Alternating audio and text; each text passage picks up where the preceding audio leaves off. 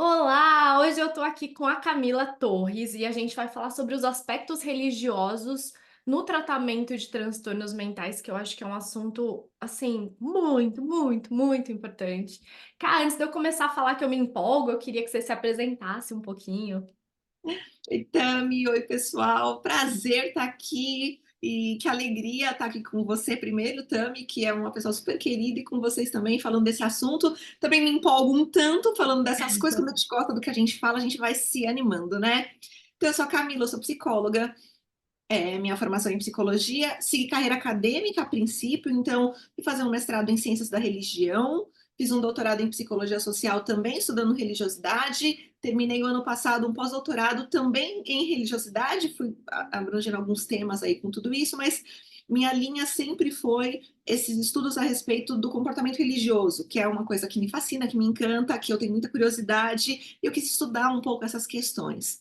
Junto com tudo isso dessa carreira acadêmica aí, eu sou docente, né? Eu sou professora de psicologia, então eu leciono para curso de graduação, pós-graduação, enfim, tanto em áreas de psicologia social, áreas de algumas abordagens, faço supervisão de estágios clínicos, e pós-graduação na própria área da psicologia da religião, né? Também falo a respeito disso em pós-graduações.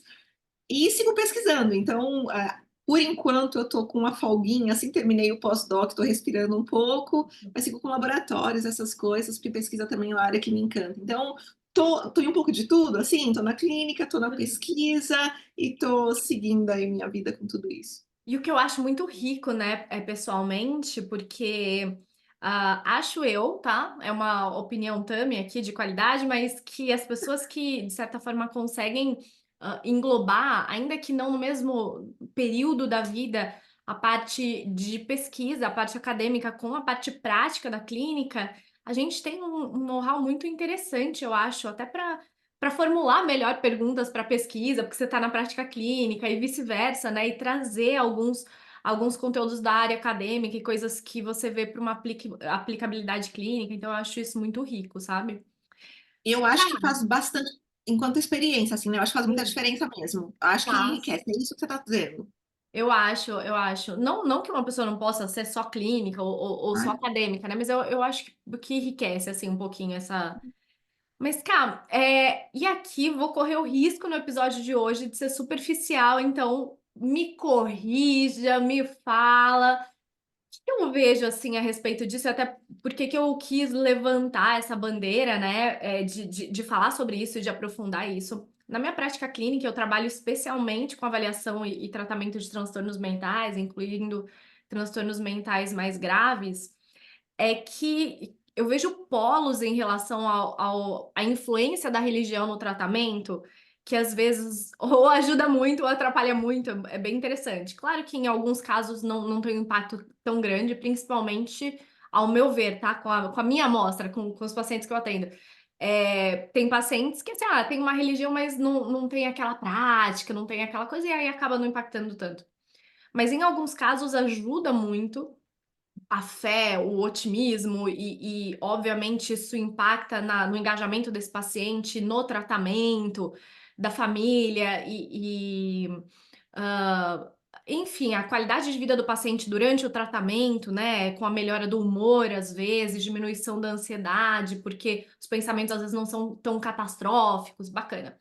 E em alguns casos, e aí eu corro o risco até de ser, não sei, em alguns casos, e às vezes alguns núcleos religiosos, talvez às vezes um pouco mais extremos, tá? Tem que uhum. tomar meio cuidado com isso, mas eu vejo que pode impactar de uma forma quase como a religião como uma substituição do tratamento, ou às vezes líderes religiosos, e aqui não é a religião, é o líder religioso em si, que tem uma influência muito grande como eu vou dizer, nas escolhas do paciente, daí o paciente às vezes deixa de ouvir a equipe médica ou a equipe de profissionais, e aí pode atrapalhar bastante nesses sentidos, assim, com as interpretações que eles dão para alguns transtornos mentais. Não sei se eu fui meio viajada no que eu quis dizer, mas eu queria saber o que que você acha. Fica à vontade de falar, não, também tá viajando a batata, pode falar. De jeito nenhum, acho que você foi bem certeira na situação. E você usou uma palavra importante, né? Você falou assim, na interpretação que é dada. que eu acho que quando a gente fala de religião, sistema religioso como um todo, ele não deixa de ser um sistema de crenças que a pessoa vai ter a respeito da vida. É uma lente pela qual ela enxerga a vida, né? Então, é uma lente, né? Eu tô com meu óculos aqui enxergando a vida a partir dessa lente. A religião é um sistema, e é um sistema que organiza a vida de uma pessoa. Melhor ou pior, cada um vai depender, né? Vai ter, enfim, tuas questões, tuas funções, mas ela vai enxergar a vida a partir dessa lente. Como essa lente vai sendo construída, e aí a gente nem entra no aspecto de uma religião ou outra, né? Enquanto sistema mesmo simbólico, um sistema de crenças.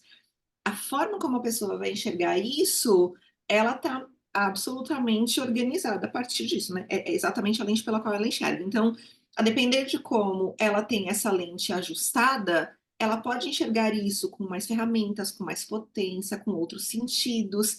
Então, ela vai encontrando outros recursos que a ajudem para que ela lide com o transtorno, com a doença, com o diagnóstico, com seja lá o que for, mas ela usa a religião para que isso auxilie enquanto, né, essas questões todas, mas para que ela tenha um bem em relação a isso. Também é possível que, na medida que a leitura que ela faça dessa situação, então, se a lente dela é uma lente que enxerga a situação como uma situação danosa, uma situação prejudicial, como uma situação espiritualizada, em tons de obras do mal, ou qualquer sentido que a gente possa dar para isso, esse sentido mais religioso mesmo da situação, se eu enxergo isso a partir dessa ótica, eu corro o risco de tentar demonizar, né? Tentar expulsar essa situação. Então, é uma situação que não é uma situação humana, orgânica, uma situação natural, passível de tratamento. É uma situação espiritual. Essa situação espiritual eu trato de forma espiritual. E aí não faz o mínimo sentido, pelo menos não nesse discurso, né? Uhum, Que se trate naturalmente. Será que a gente pode distinguir, né, esse naturalmente ou uhum. espiritualmente? Mas a depender da forma como eu leio, isso me justifica a forma como eu trato.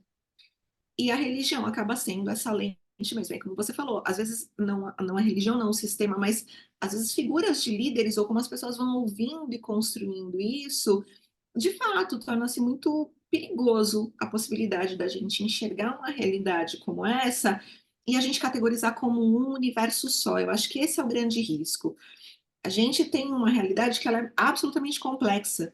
E assim como eu não posso dizer que uma questão é só, e um só entre aspas, natural, no sentido de que eu vou ignorar as experiências religiosas das pessoas, sendo experiências importantes, né? Estou dizendo de pessoas que essas experiências façam sentido. É claro que tem pessoas que vão dizer tanto faz, tá tudo certo. Mas é, para pessoas que façam sentido as experiências religiosas na vida delas, eu não posso excluir esse aspecto, eu preciso tentar integrar de alguma forma, porque faz parte dela, é o universo dela e a forma como ela enxerga essa realidade. Eu não posso deixar isso de lado, mas na mesma medida que eu só olho para isso e eu ignoro alguns outros aspectos, em ambas as situações eu estou correndo o risco de tirar coisas que são preciosíssimas e, de novo, né? Tudo depende de como eu estou enxergando isso, de como é que essa lente vai sendo construída para que eu compreenda essa realidade, mas ela é muito complexa mesmo. Sim. E você falou uma coisa bem interessante, que é não deixar um aspecto da vida da pessoa de lado. E aí, tem muitos psicólogos que ouvem o podcast ou assistem aqui no YouTube. E aí, eu vou falar um pouquinho da minha prática clínica e eu quero saber o que você pensa a respeito, né? Já houveram vários pacientes, e até hoje eu tenho pacientes que são muito religiosos, ou seja, isso é uma parte da interpretação deles, então passa por esse filtro da crença dele, como outras crenças. Então, não cabe a mim, como psicóloga, falar essa crença sua vale, essa aqui não vale, essa... Não, porque eu trabalho com o mundo do paciente, não com o meu, não, eu trabalho com o mundo do paciente. E aí, uma estratégia que eu uso quando isso me vem, por exemplo, um paciente, isso é relativamente recente. Ele tem um quadro de transtorno de humor bipolar e quando ele tá num episódio de depressão, os pensamentos dele ficam muito negativos, uma ruminação de pensamento muito clara. E ele trouxe para mim que ele passou na religião dele com um líder religioso que falou que ele tem uma entidade que acompanha ele de outra vida e que influencia isso. E citando esse exemplo que eu falei para ele, sim, faz sentido e acredito que realmente pode estar acontecendo, mas ainda assim, vamos trabalhar com as duas coisas, porque isso influencia a sua parte orgânica também, influencia seu comportamento e com isso eu consigo te ajudar. E se o lugar que você está indo pode te ajudar com essa parte da entidade, etc., a gente trabalha em conjunto para que você tenha mais força e mais recursos para lidar com isso, seja lá de onde vem a causa exatamente, porque a gente vê que influencia no seu corpo, na sua mente, e com isso eu consigo te ajudar. Então, não excluindo, falando para ele, não, a causa não é isso, ou nem falando é isso, eu tenho certeza, né? Mas englobando isso para eu dar mais recurso, mais esperança para ele. E aí eu tive tanto já relatos de pacientes, ou eu dou supervisão, né, há muitos anos, de psicólogos e agora, né? Que diacho que eu faço aqui, né? Eu nego essa crença dele para conseguir ajudar ele, ou eu falo, não, realmente é essa crença para ele criar vínculo, e eu vejo que nenhum desses extremos talvez seja o melhor caminho, mas o que que você acha, Ká? Eu acho que a gente tem que ouvir, acolher e entender também a partir do recurso que o paciente tem. E aí eu sempre faço analogias, assim, né? E aí, para a gente distinguir um pouco e chegar na religião. Então, assim, imagina que chega um paciente para a gente, o paciente tem uma questão importantíssima na vida dele, sei lá, a respeito de alguma coisa que ele leu, que ele compreende. Então, vamos imaginar assim, essas pessoas que são fãs de alguns universos simbólicos. Então, Uhum. vou pegar um universo simbólico aqui importante de literatura. Harry Potter, sabe alguma coisa assim que tem todo um grupo, que tem toda uma situação. E aí eu tô bem fugindo da religião, só pra gente entender o exemplo, a gente já volta nela, né? Há pessoas para as quais a leitura, o grupo, a associação a essas situações, os eventos, elas vão dizer para a gente assim: olha, isso realmente faz parte de quem eu sou, da minha constituição, da minha vida. Ela vai conversar com você, dela falar assim: Tami, eu estava me sentindo um dia, estava vivendo lá, sentindo algumas coisas. E eu senti, não sei, Tami, quanto você conhece de Harry Potter, tá? Eu também não sou assim ampla Ai, eu conhecedora, mas adoro. pronto. Aí a pessoa chega para você e fala assim, Tami, nossa, eu senti uma coisa da minha energia que foi como se um dementador tivesse aparecido para mim. Se você é uma pessoa que conhece alguma coisa do universo do Harry Potter, você entende o que ele está chamando de dementador. Ainda assim, eu acho que a nossa atuação como psicólogo sempre vai ser uma atuação de tentar entender se está batendo o que ele está chamando Uhum. de dementador com o que eu estou entendendo por dementador. Mas talvez isso seja só uma questão de linguagem. É a forma como ele está contando a respeito de uma situação que sugou uma energia dele, alguma coisa desse tipo. É o universo simbólico que faz sentido para ele. E a gente, imagina a gente chegar num consultório e falar para o nosso paciente assim: não fala do Harry Potter, vamos falar de outra coisa, tá? Então você usa outros termos e você usa de outras formas, porque não é isso.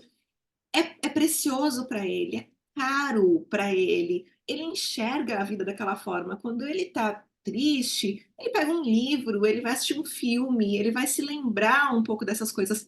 Constitui quem ele é. Estou falando isso do ponto de vista da literatura.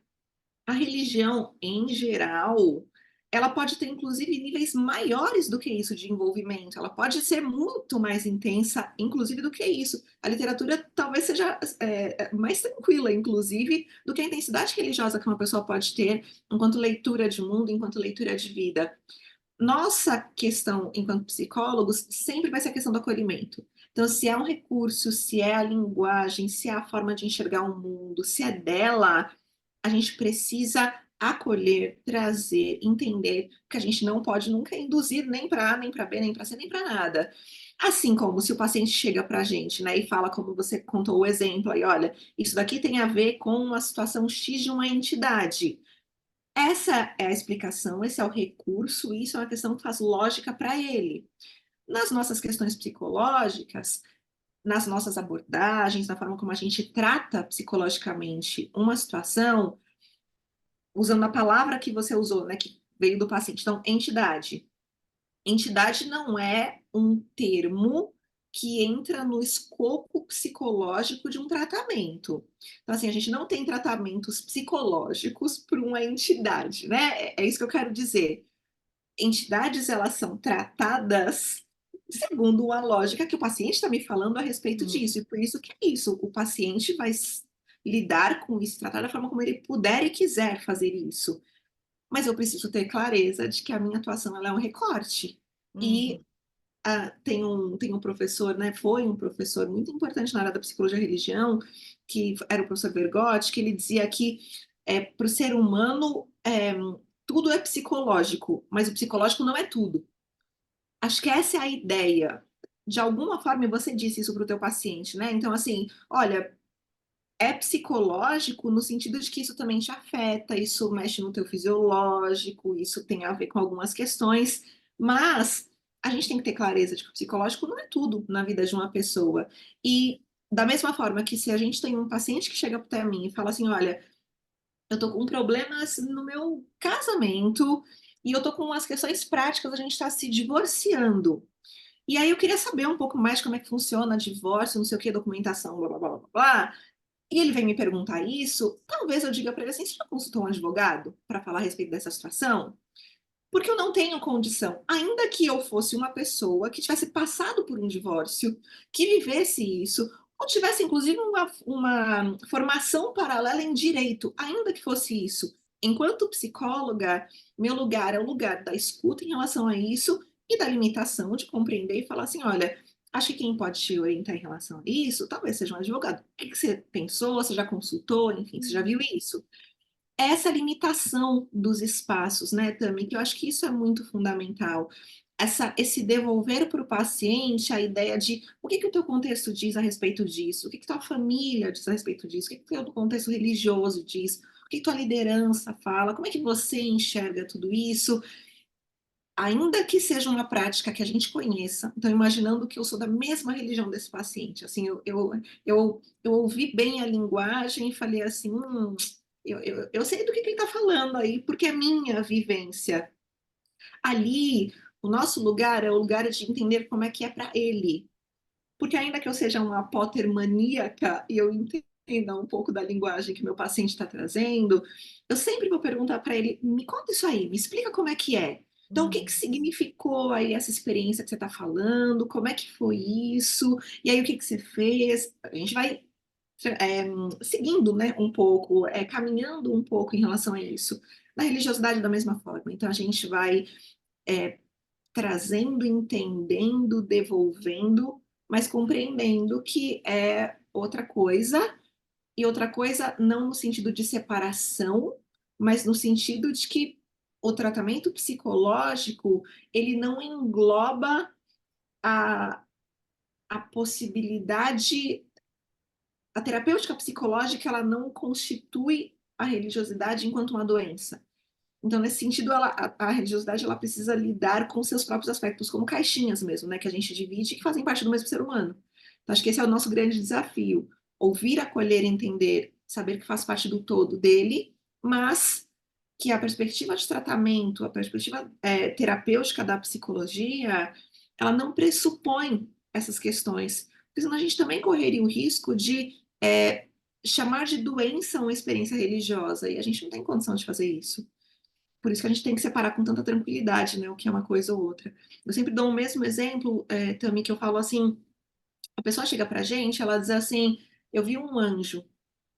Aí a gente ouve isso enquanto psicólogo. Se eu olhar por um olhar, se o meu olhar for um olhar exclusivamente de alguma proposta mais científica, excludente de uma perspectiva religiosa, eu vou olhar e falar assim: o nome disso é esquizofrenia. Ele viu um anjo, ele teve uma questão ali na frente dele, ele teve uma visão. Então, tô partindo da perspectiva de que teve uma coisa que aconteceu, ele viu. Eu vou falar assim: olha, tem um problema aí, não é natural, não é esperado, não é, enfim, que as pessoas vejam anjos. Agora, se essa pessoa me conta que ela estava num contexto religioso, que ela estava num ritual específico, que tinha outras pessoas falando sobre visão de anjo também. Se ela conta que o que ela está chamando de visão não necessariamente foi visão olho-retina, mas foi aquela experiência simbólica, como se um anjo tivesse. Entende que tem outra cara, tem outro jeito, tem outra. tem outra narrativa a respeito da situação e contextualizada, que eu acho que esse também é um ponto importantíssimo. Se a pessoa contar pra gente que ela tá vendo o anjo no ônibus, isso tem um tom. Se Uhum. a pessoa contar pra gente que ela tá vendo o anjo dentro da experiência religiosa com outra situação, isso tem um outro tom pra gente. Então, acho que tudo isso vem ao encontro da nossa escuta, dessas nossas perspectivas, né? E a avaliação como um todo, né? Isso que você falou, o contexto, a experiência, o quanto de prejuízo ou sofrimento isso está gerando para o paciente. Porque, ó, aí, gente, eu tô para dizer que é muito difícil você conhecer pessoas ou ouvir pessoas, né? Eu sempre gostei de ouvir, ou sempre, desde pequenininha. Então, eu ouvia minha avó, meus tios velhinhos, ouvia, eu adoro ouvir uma história, adoro. E assim, gente, é tão difícil a gente ouvir uma pessoa que não teve uma experiência esquisita, não explicável. Você que tá aí ouvindo ou assistindo, que você não teve uma experiência e falou, ixi, isso aqui tá esquisito. Eu já tive umas várias assim, né? Explicamos, não explicamos. Pode ser uma coisa, pode ser outra, não sabemos. Só sei que é o seguinte, isso não caracteriza transtorno mental por si só, né? A coisa é muito mais ampla. E, e eu gosto muito de uma coisa que você falou em outra conversa nossa, muito tempo atrás, que você falou da cadeira do psicólogo, né? Que a gente senta quando a gente é psicólogo, o papel que a gente tá. Então eu posso ser com as minhas amigas, a Tami, que sei lá, que gosta de Harry Potter, ou que fala de religião, ou tem umas teorias muito loucas que às vezes eu tenho. Mas quando eu tô na cadeira de psicóloga, eu sou psicóloga.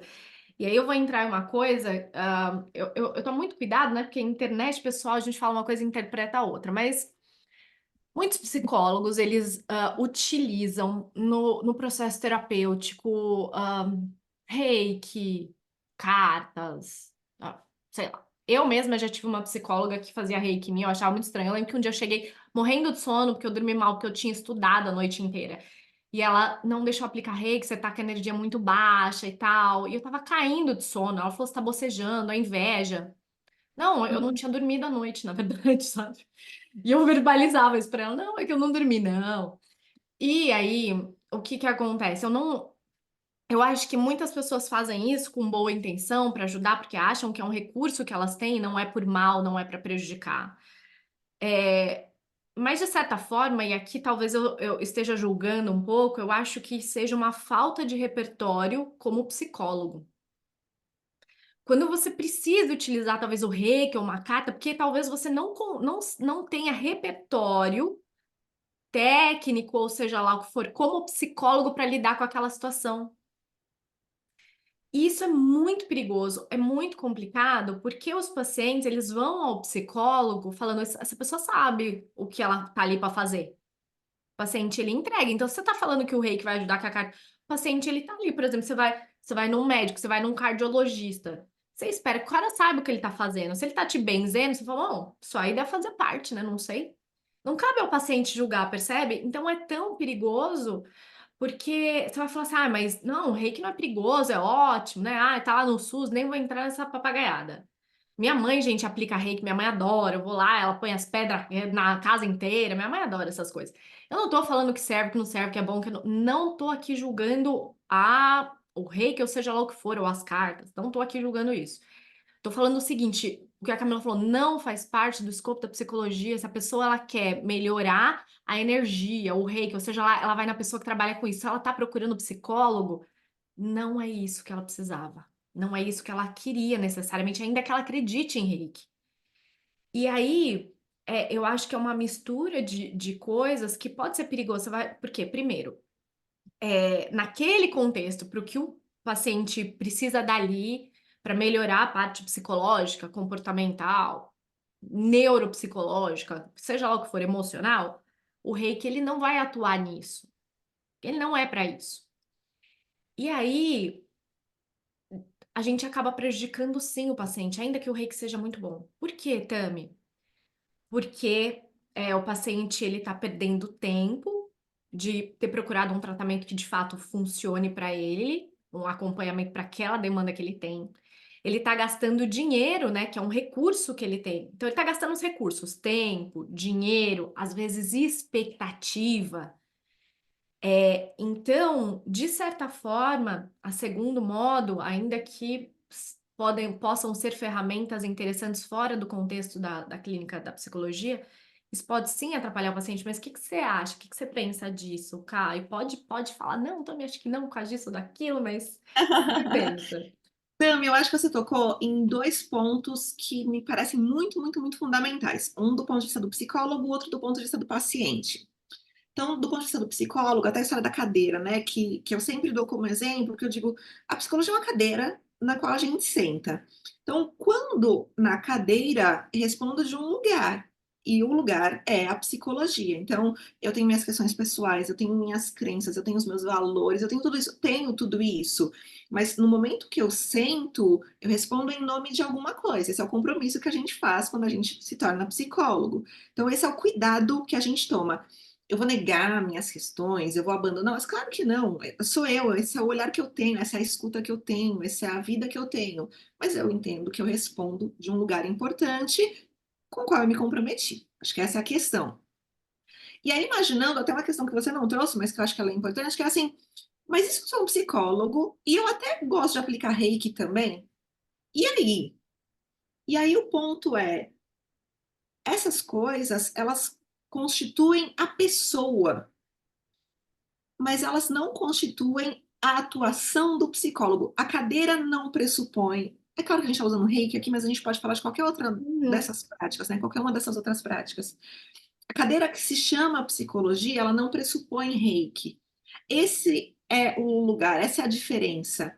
E aí a gente até diz assim: olha, mas então eu não posso mais aplicar reiki? Pode, desde que você não esteja sentado na cadeira. Então, quando você estiver fora dela, você pode fazer o que você quiser e nem associar. Então, assim, psicólogo reikiano, né? Alguma coisa nesse tom. Nem sei se existe isso, mas essa associação do reikiano à psicologia como se fosse uma psicologia diferente, como se fosse uma psicologia específica, como se fosse uma psicologia que tem essa característica diferente. Eu acho que esse é o tom importante. Se a pessoa aplica reiki, faz a leitura, usa o que ela quiser usar na porta do lado, ok, é no horário diferente, é em outra situação, e ok, a gente está falando de reiki, mas até do ponto de vista religioso, então imagina que eu sou pastora e também sou psicóloga. Enquanto sentada na cadeira de psicóloga, eu sigo com a psicologia. Acabou ali, eu posso seguir, posso ter a minha igreja, posso ter os meus grupos, posso ter todas essas questões, e uma coisa não inviabiliza a outra de maneira alguma, porque é uma pessoa e o que ela tem que entender é de que lugar ela está falando para falar aquilo que ela diz. Então, do ponto de vista do psicólogo, é esse cuidado de que ele pode inclusive acreditar ou não, mas quando ele pode exercer ou não uma coisa ou outra. Mas, enfim, a gente senta na cadeira de psicólogo e a gente lida com isso, que acho que esse é um ponto importante. Aí você falou da questão, né, de faltar repertório, e eu também bato bastante nessa tecla de que me parece que falta repertório, principalmente para essas situações. Você falou agora há pouco das situações esquisitas, das situações que a gente não sabe explicar direito, aquilo que a gente viveu e a gente fala assim, o que é isso aí? Assim, não sei qual é essa questão. Se a gente for pensar bem num esquema assim das situações, os nossos sistemas de crença, eles são grandões, eles englobam o mundo, eles explicam muita coisa a respeito da realidade. Até quando eu não sei uma coisa, a gente diz assim, ixi, isso é um mistério, eu não sei. Mas já dá um ar, assim, quase que sobrenatural, né? Esse ar de, ó, não sei o que é isso. Mas explica quase tudo. A ciência, que é o lugar do qual a psicologia fala, ela é pequenininha, ela explica um contexto, ela tem um método, ela se adequa a algumas normas, algumas regras, né? O próprio método científico, ele é bem menor do que o sistema de crenças que a gente vai tendo na nossa vida. Então, a religião, por exemplo, enquanto sistema de crenças, as técnicas alternativas, enfim, elas explicam mais coisas do que o que a ciência explica. E, enfim, tem a ver com a característica de cada uma delas, o jeito que cada uma delas tem e que cada uma delas funciona. O que acontece de vez em quando, e aí, até para a gente pensar um pouco do ponto de vista da psicologia mesmo, em geral, a gente tenta responder aquelas quatro perguntinhas a respeito de qualquer abordagem que a gente trabalha, independente de qual seja ela, a gente tenta responder pelo menos quatro perguntinhas, que é assim, qual é a visão de mundo, qual é a visão de homem, qual é a visão de doença, qual é a visão de tratamento. A gente sempre tenta responder isso independente da abordagem na qual eu esteja, eu preciso ter um mínimo de clareza a respeito de como é que essa minha leitura de mundo psicológica entende o mundo, entende o homem, entende o que é doença, entende como é que se trata essa doença.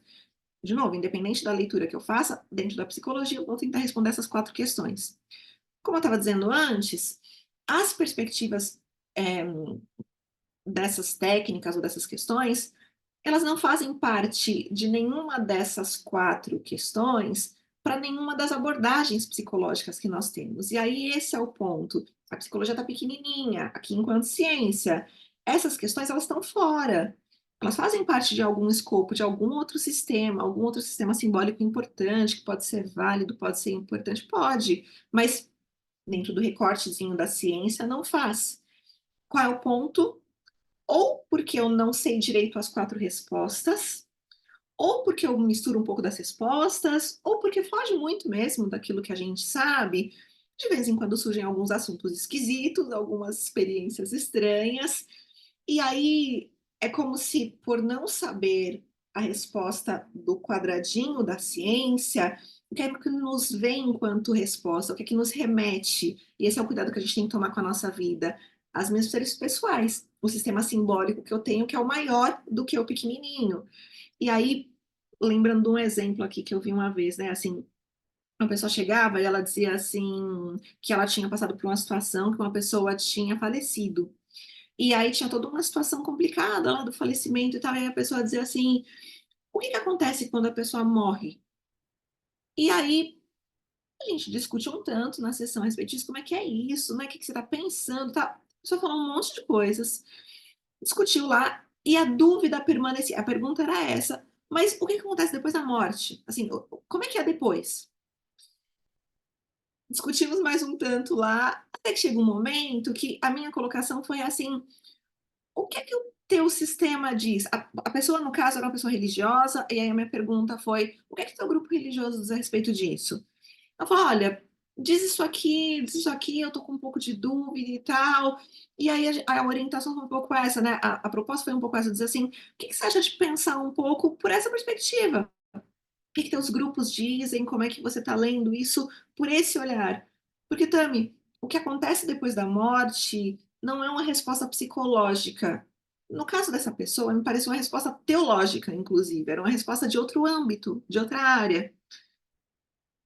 Eu tenho a minha crença pessoal do que acontece depois da morte. Eu, Camila, pessoa, afora da cadeira, eu tenho a minha crença pessoal.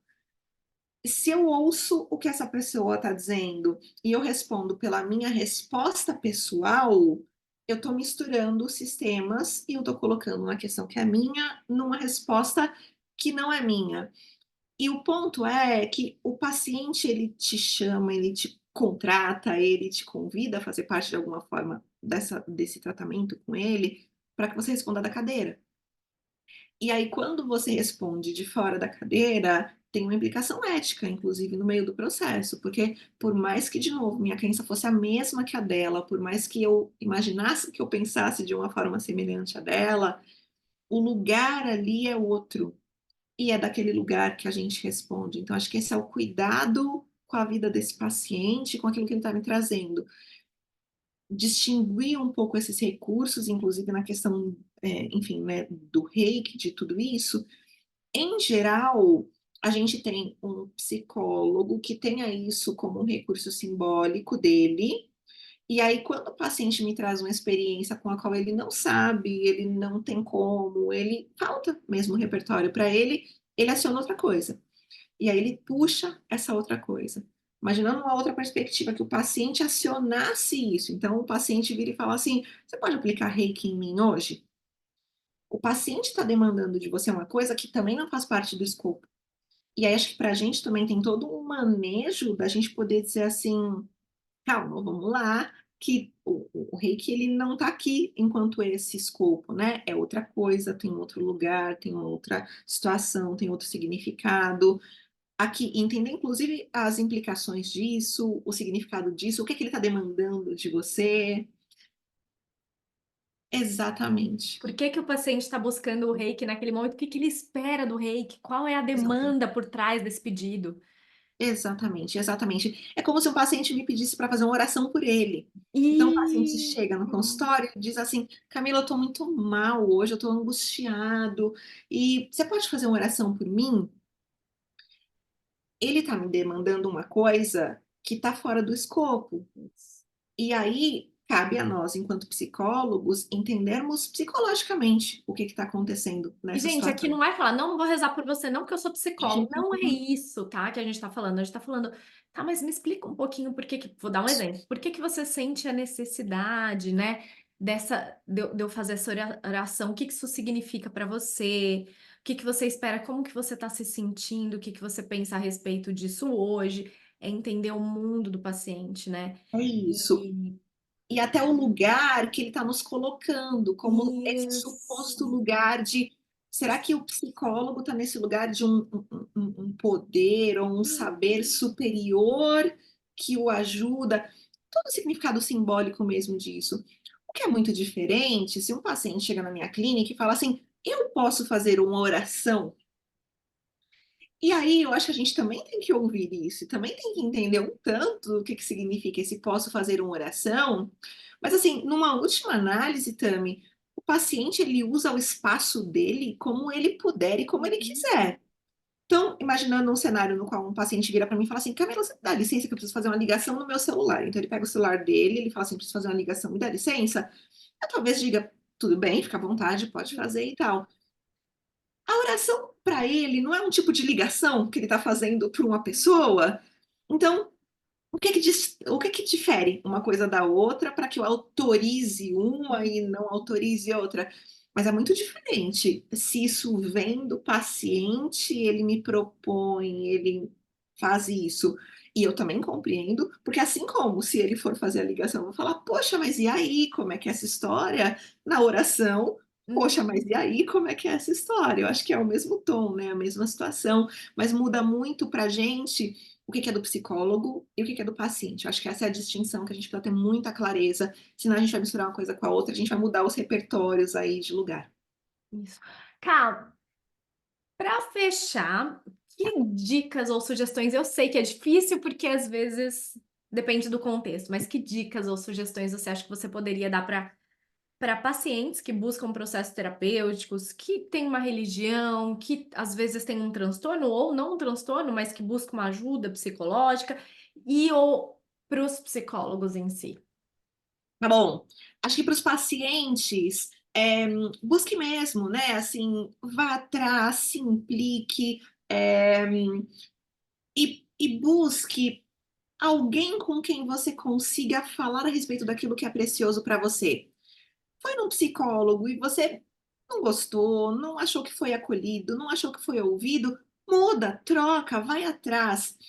Faz parte da questão psicológica, faz parte da nossa situação psicológica que você encontre esse alguém com quem conversar. Então, você vai falar daquilo que é mais precioso na tua vida. Você tem que ter alguém do outro lado com quem você consiga falar disso que é precioso na tua vida. Então, procure mesmo esse alguém que te ouça, que te acolha, que acolha as suas questões e que respeite isso que é precioso, que é importante para você, né? É claro que seja uma pessoa que tenha uma competência, que tenha uma formação, enfim, né? Que essas coisas estão todas ajustadas. Procure alguém que você goste, alguém que, com quem você se sinta confortável para falar a respeito dessas coisas. Não se prenda a uma situação na qual você não se sentir tão acolhido assim, porque isso é diferente, isso pode ser diferente, então busque até que você encontre mesmo alguém com quem você consiga conversar e falar e passar mesmo por essa experiência. Acho que enquanto pacientes essa seria a minha dica, assim, né. Busque esse alguém para Posso até fazer um adendo aqui? claro. Mas cuidado se você só gosta de bater papo com a pessoa, porque tem gente Ah, com que, certeza. gente, não tá melhorando, eu fico doida. Até amigas minhas, ah, mas eu tô fazendo terapia há 10 anos, eu gosto tanto dela, a gente fala de tudo, ela me fala dos filhos dela, eu falo, não. Esse é o cuidado, exatamente isso. Não é um bate-papo, né, existe uma técnica, existe uma questão importantíssima nisso, exatamente isso. Então acho que para os pacientes, minha questão seria mais da relação terapêutica, né, de procurar esse espaço. Para os psicólogos, eu acho que a grande questão seria se capacitem nessas áreas também, né, então a gente tem hoje a gente tem um acesso grande a material sobre isso, material gratuito sobre essas coisas. Os próprios sistemas conselho, eles divulgam cartilhas, eles divulgam livros, eu tenho alguns aqui gratuitos para download mesmo, para a gente fazer download, que falam sobre laicidade, que falam sobre religião, que falam sobre esses temas de uma forma importante. Fazer uma propaganda, né? A gente tem lá no Interpsi, que é o laboratório Interpsi lá da USP, o laboratório do qual eu faço parte, em 2018, ixi, vou errar a data agora, mas enfim, nós lançamos uma cartilha que fala de psicologia e religiosidade, está disponível para download também gratuito. É só você colocar aí no Google mesmo, né? Interpsi USP cartilha. Você vai achar essa nossa cartilha e fala sobre psicologia e religiosidade de uma forma de perguntas e respostas. Então, vai orientando os psicólogos a como é que a gente lida com isso, como é que a gente aborda isso no contexto clínico. Então, busque essa habilitação, busque esse conhecimento. Acho que a gente tem perfis de várias pessoas que estão trabalhando com essas questões também. É, Tente se aproximar um pouco dessa realidade, também entendendo que se é uma realidade importante para o seu paciente, como é que a nossa escuta pode ser melhor preparada para que a gente consiga acolher isso da melhor forma possível. Perfeito, Cá. Ah, Cá, deixa pra gente seus perfis, seu Deixa. contato. Deixa, o meu arroba é sou, S-O, né? Sou Camila Torres. Estou lá no Instagram. E acho que é por lá que é o melhor contato mesmo para a gente se falar. Pode mandar mensagem, vai me acionando lá e a gente vai conversando. Vai ser um prazer. Ah, eu quero agradecer muito, muito, muito, como sempre, eu amei, assim, e cada vez mais aprendo, assim, você falando, é um deleite, assim. Muito Obrigada. obrigada pela disponibilidade de tempo, de atenção, de dividir seus conhecimentos, viu? Obrigada, Tami. Obrigada por dividir aqui esse espaço comigo. Obrigada quem está assistindo a gente, está interessado aí nesse tema. Obrigada mesmo. Tô morrendo de saudade, Tami. Também. Um Beijo. beijo para todo mundo. Tchau, tchau.